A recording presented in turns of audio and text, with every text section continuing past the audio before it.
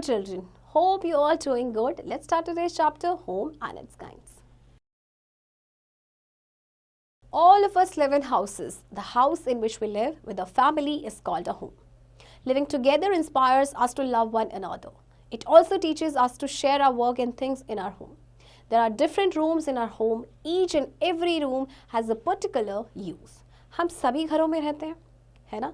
और जिस घर में हम अपनी फैमिली के साथ रहते हैं उसे हम कहते हैं होम। जब हम अपनी फैमिली के साथ रहते हैं तो हम बहुत सारी वैल्यूज सीखते हैं, जैसे कि काम को किस तरह से शेयर करना है, चीज़ों को किस तरह से एक दूसरे के साथ शेयर करना है। हर होम में डिफरेंट रूम्स होते हैं और हर रूम का एक स्पेसिफिक फंक्शन होता है, स्पेसिफिक यूज़ होता है। सो देखते हैं, सबसे पहले आपका drawing room. We sit, entertain and talk to our guest in the drawing room. It is also called living room. We listen to music or watch television in our drawing room. जहाँ पे हम अपने guest को बिठाते हैं, उनसे बात करते हैं, हम एंटरटेन करते हैं अपने आप को, that is room is called drawing room. यहाँ और इसे लिविंग रूम भी कहा जाता है। यहाँ पे हम म्यूजिक सुनते हैं, हम टेलीविजन देखते हैं, right? Do you know a room has a door, a roof, a floor and 4 walls. It may also have windows.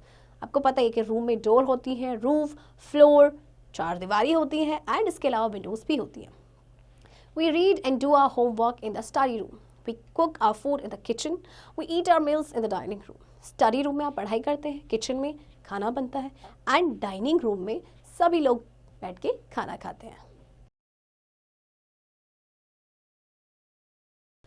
We sleep and take rest in our bedroom. We take bath in our bathroom. अब bedroom में आप क्या करने जाते हैं? Of course सोने के लिए जाते हैं एंड बाथरूम में आप नहाते हैं। Always remember, table manners are those manners which we must follow when we are sitting at the dining table and eating our food. जब कभी भी आप डाइनिंग टेबल पे बैठते हैं तो आपको कुछ मैनर्स फॉलो करने पड़ते हैं, जिन्हें कहते हैं टेबल मैनर्स।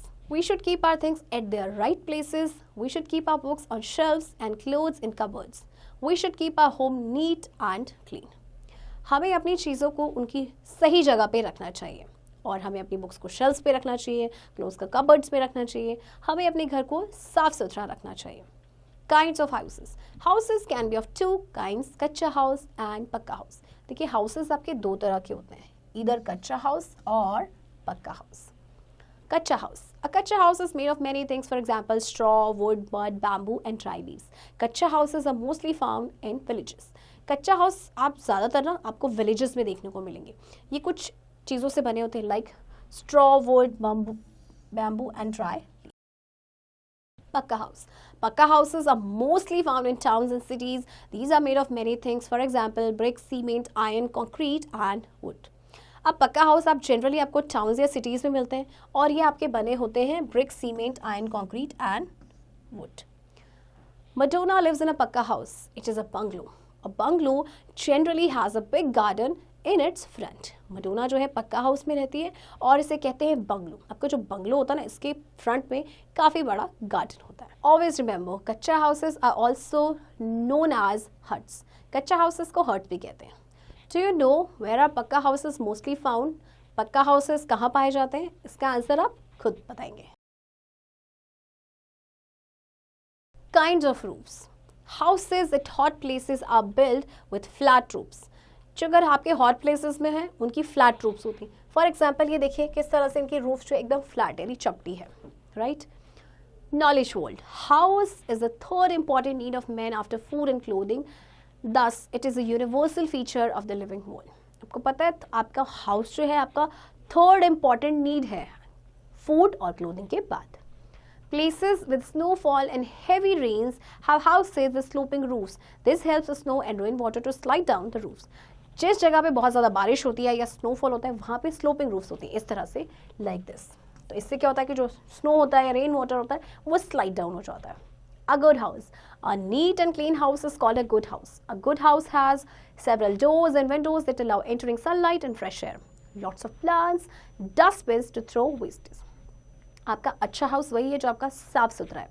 इसके अलावा गुड हाउस में बहुत सारे डोर्स होते हैं, विंडोज़ होते हैं जिससे सनलाइट और फ्रेश एयर एंटर करती है। बहुत सारे प्लांट्स होते हैं, डस्टबिन होता है जिसमें हम अपना वेस्ट थ्रो करते हैं।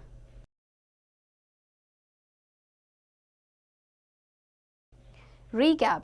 House where we live with our family members is known as home. Home also teaches us to share our work. We entertain our guests in the drawing room. We must keep our things at their right places. All living beings need house to live in. Houses can be of two kinds, kacha house and pakka house. Houses at hot places are built with flat roofs. Neat and clean house is called a good house.